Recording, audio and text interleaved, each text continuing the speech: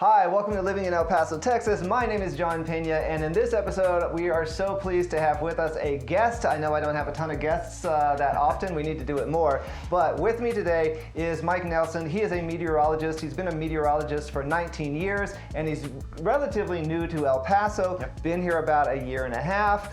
The way that I know Mike is I actually helped him purchase a home. So since that transaction, just over a year or so ago, Yep. we've become friends. Which has been a great thing for me. Being new to a city, a lot of times you don't have a ton of friends, so meeting like-minded people is awesome.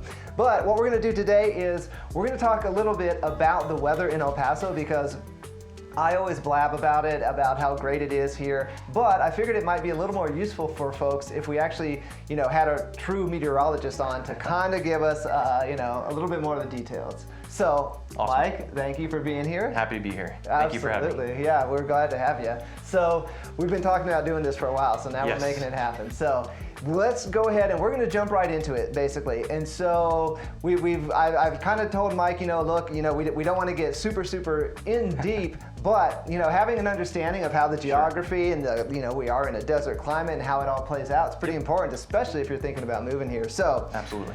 basically, how would you maybe describe the climate, the overall kind of climate picture in El Paso? Sure. So El Paso has a transitional climate between what would be considered a hot, cold desert climate.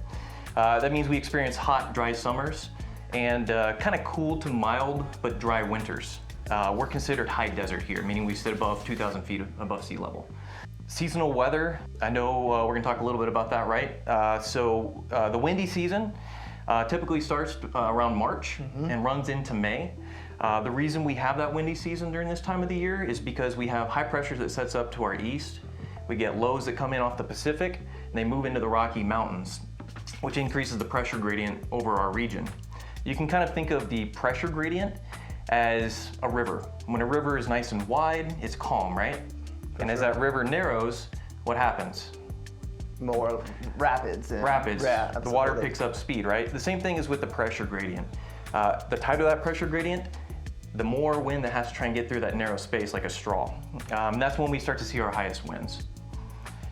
Then we transition. Let me break in on that, yeah, because, and hopefully we'll do some footage here, because I have, and if you live in El Paso, I do have some footage of me driving, and I think it was March-ish area, and yeah, since we are high desert, there's a lot of dust, there's a lot of dirt, and so once those winds start coming, like, it gets nuts. Yeah, I mean, we had a pretty intense dust storm this year.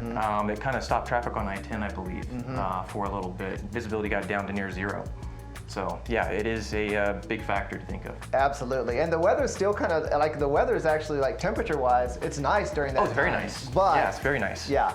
Very comfortable. For sure, super comfortable, but if that wind picks up, it's gonna be a little on the dirty side. You're gonna be doing a lot of cleaning. Yes, yeah, your house is gonna be a little dustier than usual. Can't stop it. Yeah, all right, so awesome. So that's kind of our windy season. What do we got next? So then we transition to our dry hot season, kind of what we were just in or kind of extended into. Really, this is from about May to into mid-July, typically, before the monsoon season starts, right? It was a little bit longer this year. We had high pressure set up over the southwest, what they call a heat dome, which kind of exacerbated conditions here a little bit longer than they would have normally have. I think we won like a 37 or 38 day streak of triple digits here, which is not normal at all. Yeah, so that was pretty intense, and that just made when we would have transitioned into monsoon season, kind of mid-July, end of July, it didn't really happen. All that moisture stayed to the west and north of us, kind of being shot northeast around that high from the Pacific and Gulf of California. So we missed a lot of that moisture that we'd normally get. But this week's a good example of kind of that transition into monsoon season. We're starting to see the thunderstorms in the area again, even today.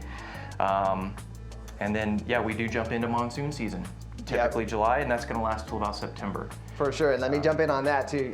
So yeah, he's absolutely right. This was a hot July, but it was hot for like almost everywhere. Like, it was nuts. Yeah, it's not just here. Not just here, yes. But yeah, typically, and what would you say, I remember doing one of the first videos we did, and I just looked at like old climate data, and basically the highs, because that's what people want to know. A lot of people think El Paso is maybe like Phoenix, where it can get really, really high. No, not at all. Yeah, where do you think where would like a normal high in the summer, July, find us? You know, typically we only reach about 106 degrees, just not even a handful of times. This year was several days above 106. I think we had 112, not a record by the way, 114 is the record. So we didn't quite reach the record on that, but we did reach a number of consecutive days above triple digits. So yeah, typically those little short 106s, and then we dropped back down to about upper 90s, lower 100s. Yeah, absolutely. And like we always say, it's a dry heat. It's not that humid heat. So yeah, it is more bearable. Right, for sure. All right, so that kind of takes us through kind of the hot summer season. It does. Then monsoon season. Then monsoon season. Yep. So then the typical pattern sets up, where that high pressure that was sitting over the southwest transitions to the east. Those lows again come back in off the Pacific, hit the Rocky Mountains. Those low pressure systems, because they're cyclonic, they spin counterclockwise. Okay. That draws moisture off the Pacific, and the Gulf of California transports it northeast into the southwest United States, excuse me. That high pressure system, which is anticyclonic, it spins clockwise. That's going to transport moisture off of the Gulf of Mexico, transport it northwest into the desert southwest. So you get the convergence of both the moisture from the southwest and southeast converging into our location. So that really supplies the moisture, the ingredient that we need for those thunderstorms, because we've already got the heat, we've got the instability, and then we have the moisture. We get a lot of lift from a lot of different ways. We get that from convective, so heating, plenty of heat here.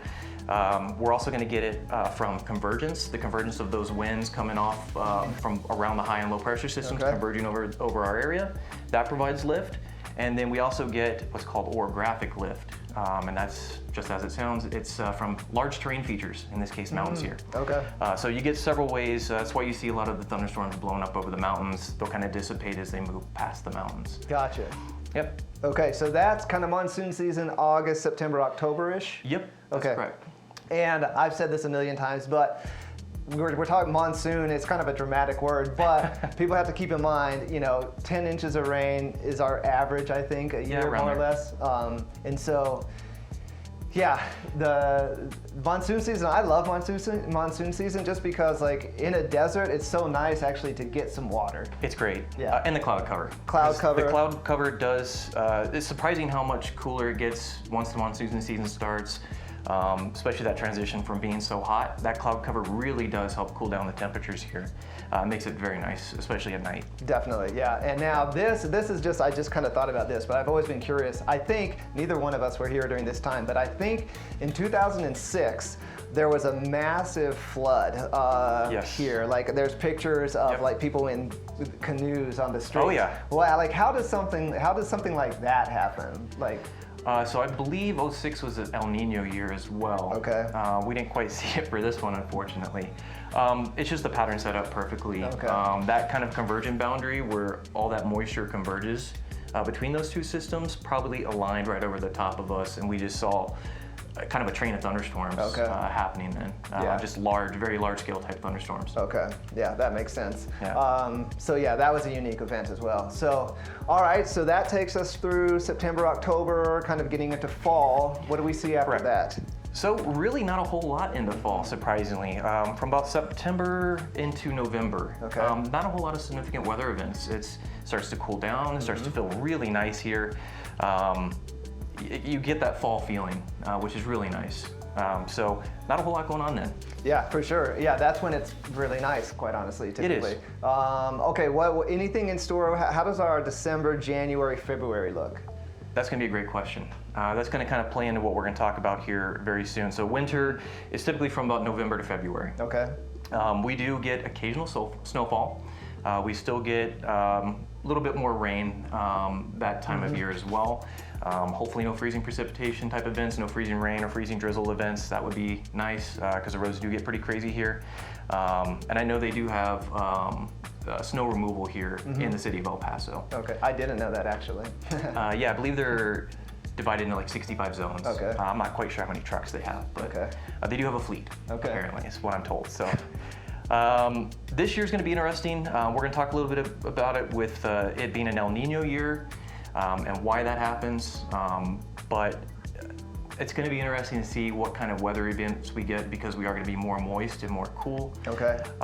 Which could be interesting for some unique and significant snow events for this winter. Okay. Wow, that would be nuts. I haven't been here for any of those either. So Sure. yeah, we were going to talk about, because I do see this on the news. My lame understanding of it is that, you know, it's either El Nino or La Nina. Right. Seems like we've been in El Nino, and maybe that's some of the reason why we had the whole heat dome event, or I don't know anything. So how's that going to Sure. play for us? So a little bit about El Nino. Okay. Really what it is it's a warming of the waters in the southern Pacific along the equator. Okay.